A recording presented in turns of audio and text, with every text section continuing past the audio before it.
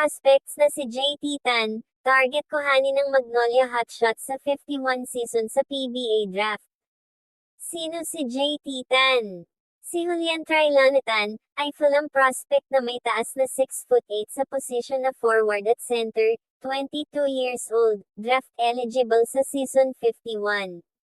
Ang kanyang estilo sa paglalaro ay energy guy, defense, at hustle player. Hindi siya scorer, pero yung tipong papasok lang, reboot, block, dunk sa fast break. Ang kanyang strengths ay motor na walang tigil tumakbo. First sa floor lagi. Depensa na kayang mag-switch 1 to 5. May wingspan. Rebound, 6'8" plus athletic. Kayang mag-dunk, at shot blocker. Ang kanyang comparison sa PBA ay parang mix ng Japet Aguilar na may Rodney Brundial at Calvin Abueva. Malaki, athletic, pero willing mag-grind sa depensa. Hindi maarte sa role. Si JT Tan ay 6'8". Kapag 6'8" ka na athletic plus may motor, lotto pick ka na agad. Hindi na siya pang second round. Ang projection niya ay nasa top 5 to 8 pick. Kung maganda ang 3-point shooting niya sa tryouts, baka mag-top 3 pa siya. Ang problema ng Magnolia, usually nasa pick 8 to 12 sila, kasi playoff team lagi. Baka di na umabot si JT Tan sa kanila. Paano makukuha ng Magnolia Hotshot si JT Tan? Option A kung suswertehin, kapag nag-slide si JT Tan sa number 10 pick dahil sa shooting concern, may steal nila yan.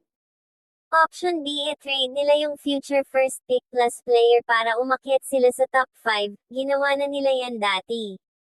Option C, kumuha na lang sila ng iba kung hindi na sila makaabot kay JT Tan, may Drex de los Reyes, Raven Gonzalez, at Tucker Molina, na mga solid big man din. Bakit gusto ng Magnolia si JT Tan?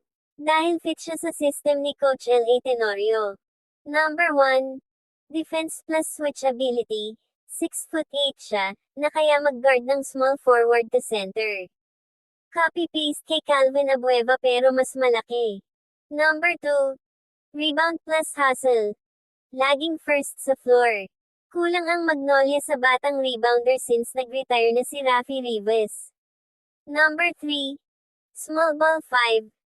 Pagpagod na si Ian Sangalang, si JT Tan na 6'8", kaya mag-5 sa small lineup.